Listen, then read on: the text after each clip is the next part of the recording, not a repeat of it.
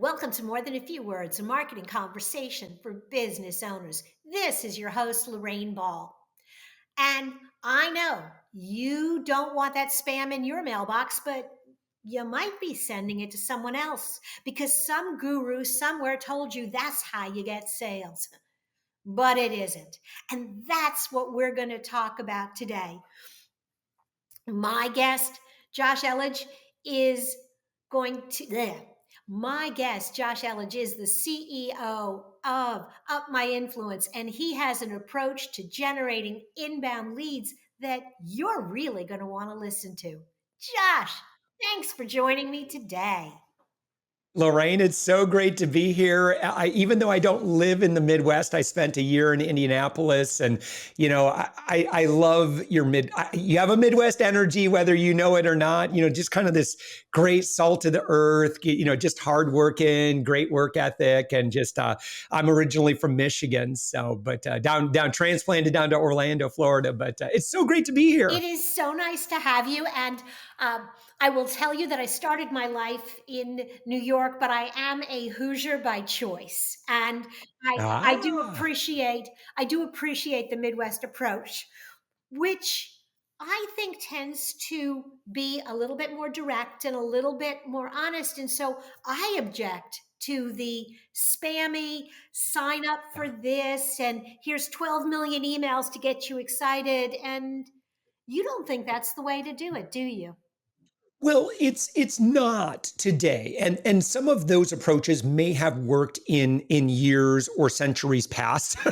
But the reason I think today that it absolutely does not work, I think, is well illustrated in the book Marketing Rebellion by Mark Schaefer, and in my work as a consumer advocate and someone who teaches consumer skills. I've been a syndicated newspaper columnist for 17 years. I've been in radio, TV more than 2,000 times, teaching consumer behavior and keeping an eye on what's going on. So consumers are fed up. They're fed up with being bombarded like never before. Now, this translates not just to consumers. So I don't want you to think that I'm only talking about, people that are being pitched breakfast cereal. I'm talking about the decision makers in the C-suite that get inundated by spammy amateurs who are trying to pitch consulting services, coaching services, courses, all this junk, coffee calls, white papers getting thrown at them. There is so much noise today. Lorraine, I know you know this. Any business owner knows this. Anyone who has been in business for any length of time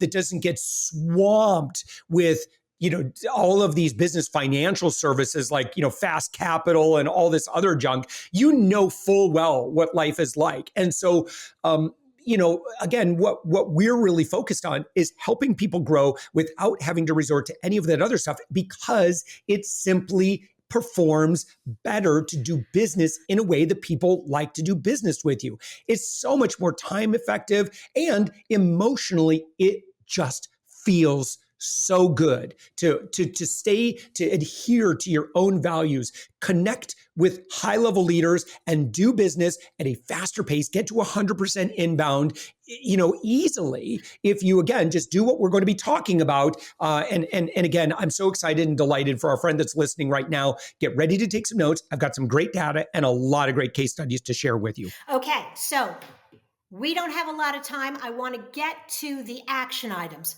I want to get started. I want to shift my approach. What is the first thing I should do to switch from this pushy outbound to creating an inbound funnel?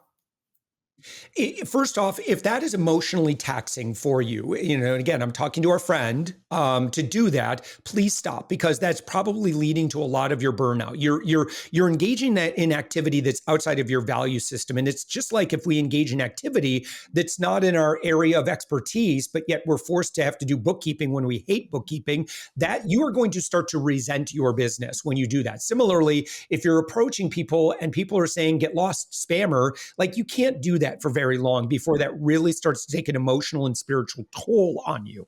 So first thing I want you to do is first read the book The Go Giver by Bob Burg.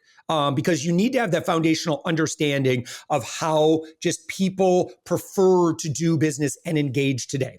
Secondly, I want you to get very, very honest about who you are and the impact that you have in the world. And think about who you are psychographically and get very empathic about who your ideal customer is psychographically. What are their values? What are their pain points? And you have to work with far more empathy. And this is really critical, Lorraine. You must lead forevermore with noble intent. What I mean by that is that if you have sales breath and people can tell that you need something more than your desire to help them, you're not fooling anybody. We all know what you want. So there's no sense in trying to mask it or hide it because we all know your poker tells. Okay, consumers, and that includes everybody, especially busy business owners, know your intention before you ever open your mouth. So you may as well be very transparent with people. And if your heart is not in the right place, you are going to find that business is just going to always be difficult for you until your heart gets in the right place. And what I mean by that is you have to truly put the desires and needs of your customers and your clients and your audiences first before your own. Now, if you will do that, people will subconsciously feel it and they will be more attracted to you.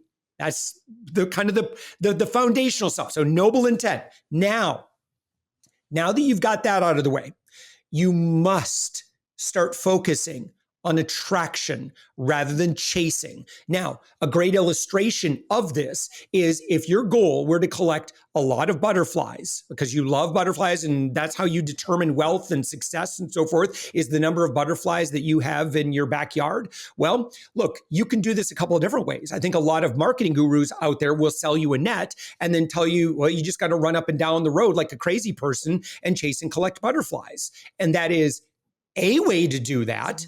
Or you could play the long game a little bit and do this well. Now, I think a lot of people, if I asked you if you had 6 months to attract and collect as many butterflies as possible, how would you do it? Again, some people would just do the running up and down like a crazy person with a net every day.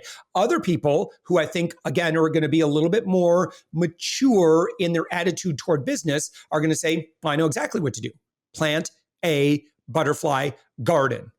So you must lead in generosity today.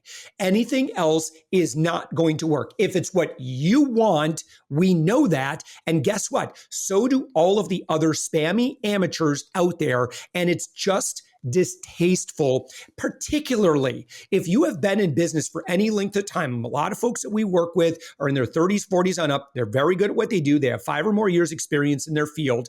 You don't need to compete with the amateurs. Listen, you're battling against anyone who decides that they want to start selling at people. You're competing against very cheap labor from all over the world. You're competing against AI tools. Stop doing that. Okay. You need to hang out in the blue ocean and start working within a whisper network of high-level leaders and allow your generosity and platform, which we'll talk about, to blaze a trail to earn the time with anyone you want. So you have to really think about what does your avatar, your ideal, your customer persona, your customer avatar, what do they really, really want right now? If they don't really know you, what's something you can give them?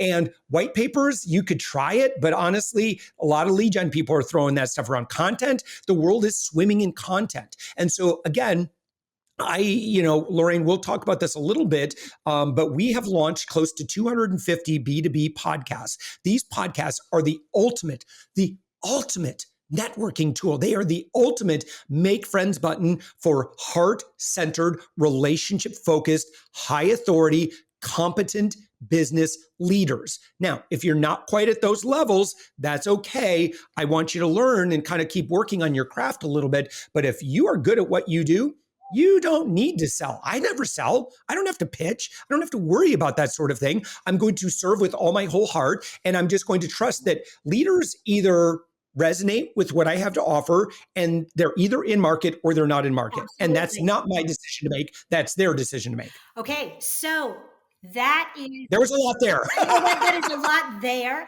And because really we're out of time, but what I want to do is I want to give you an opportunity. If there is one very short tip, if somebody, and I Yeah. think you got it there at the end where you're really talking about using a podcast to create authority. Yes. If there's one tip, if I want to get started, if I want to start moving in that direction, where do I start?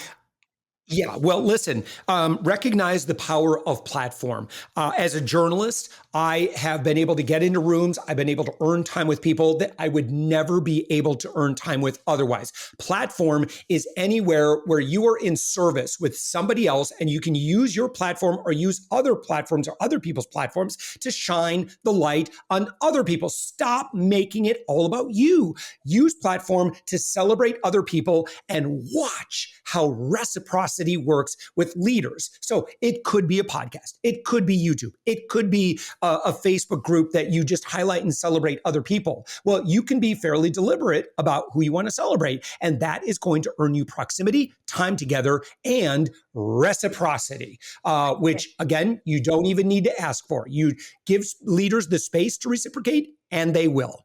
Absolutely. Okay, if you are as excited listening to this conversation as I am, and you want to learn more, I'm going to suggest that you go to upmyinfluence.com and check out some of the examples and learn more about how all this can work for you. Josh, thank you for being a part of the show. Lorraine, it's been fantastic. Thank you so much for having me. This was my pleasure. And if you're looking for other resources for your business, subscribe to our newsletter. You'll get updates on our videos and audios and even some of those white papers that Josh says I don't need to create.